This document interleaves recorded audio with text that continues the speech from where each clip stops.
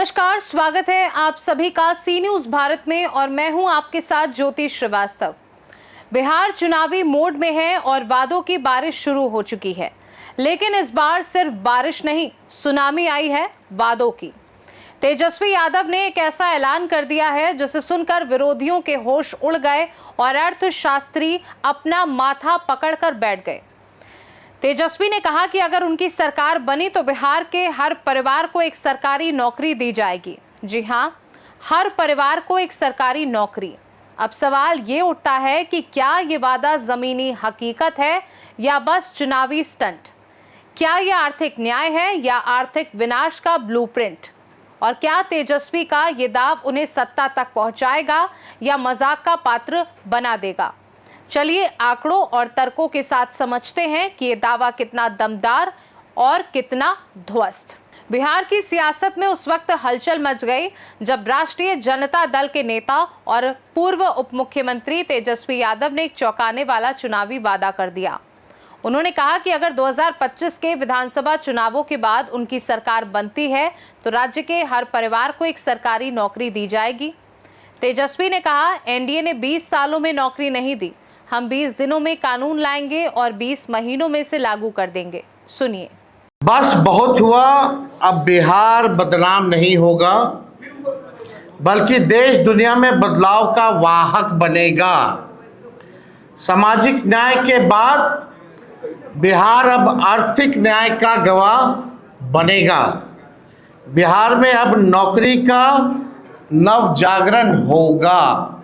बिहार के जिस भी परिवार के पास सरकारी नौकरी नहीं है, ऐसे हर परिवारों को एक नया अधिनियम बना करके अनिवार्य रूप से उन परिवार में नौकरी जो है दी जाएगी।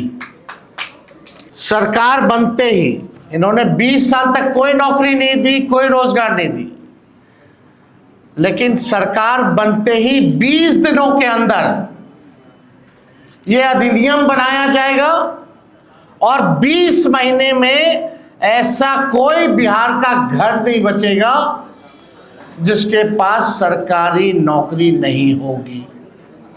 यानी सरकार बनते ही 20 दिनों के अंदर अधिनियम बनाएंगे और 20 महीनों के अंदर जिस परिवार में भी सरकारी नौकरी नहीं है, तेजस्वी उस हर परिवार को एक सरकारी नौकरी दिलाने का काम करेगा। देखा जाए तो तेजस्वी यादव का ये वादा जितना लुभावना है उतना ही विवादास्पद और सवालों से घिरा हुआ भी है। विरोधियों ने इसे अर्थशास्त्र के खिलाफ और जनता को भ्रमित करने वाला करार दिया है। ऐसे में तेजस्वी यादव का ये वादा समझने के लिए बिहार की वर्तमान सामाजिक और आर्थिक स्थिति पर हमें नजर डालनी होगी और समझना होगा कि क्या वाकई ये संभव है। आइए अब बात करते हैं तथ्यों की। बिहार की जनसंख्या करीब 13.10 करोड़ और परिवारों की संख्या करीब 2.76 करोड़ है। सरकारी नौकरी करने वालों की संख्या लगभग 20 लाख, यानी सिर्फ 1.57% आबादी सरकारी नौकरी में है। तेजस्वी के वादे के मुताबिक उन्हें 2.25 करोड़ नई नौकरियां देनी होंगी। अब जरा इस पर गौर कीजिए कि अगर हर नौकरी का औसतन वेतन 25,000 प्रति माह माना जाए तो सालाना खर्च बनता है करीब 7.52 लाख करोड़ और बिहार का पूरा बजट है सिर्फ 2.5 लाख करोड़। ये आंकड़े साफ बताते हैं कि तेजस्वी यादव का ये वादा वित्तीय रूप से असंभव है।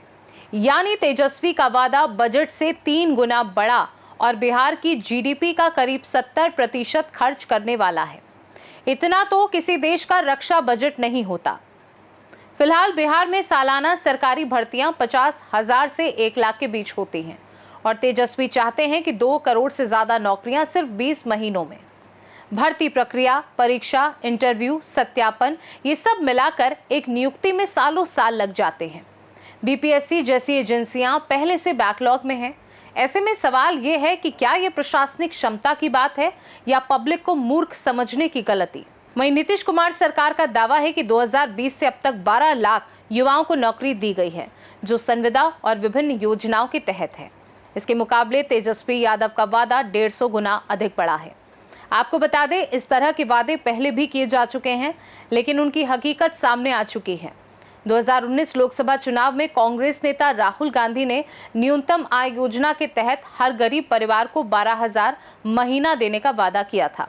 अनुमान था कि इससे 7.77 लाख करोड़ का वार्षिक खर्च आएगा, जो देश की जीडीपी का 4.4% होता। लेकिन ये वादा जनता को रास नहीं आया और चुनाव में कांग्रेस को बड़ा नुकसान झेलना पड़ा। वहीं तेजस्वी के इस वादे पर विपक्ष के नेताओं ने तीखे कंच कसे हैं। जनसुराज पार्टी प्रमुख प्रशांत किशोर ने कहा, जब प्रधानमंत्री नरेंद्र मोदी पूरे देश में 2 करोड़ नौकरी नहीं दे पाए तो तेजस्वी बिहार में 2.25 करोड़ कैसे देंगे? ये सिर्फ लोगों को मूर्ख बनाने की कोशिश है। ऐसे में सवाल अब ये उठ रहा है कि क्या तेजस्वी यादव का हर परिवार को सरकारी नौकरी का वादा एक नई राजनीति की शुरुआत है या फिर 2020 की तरह एक और अधूरा सपना?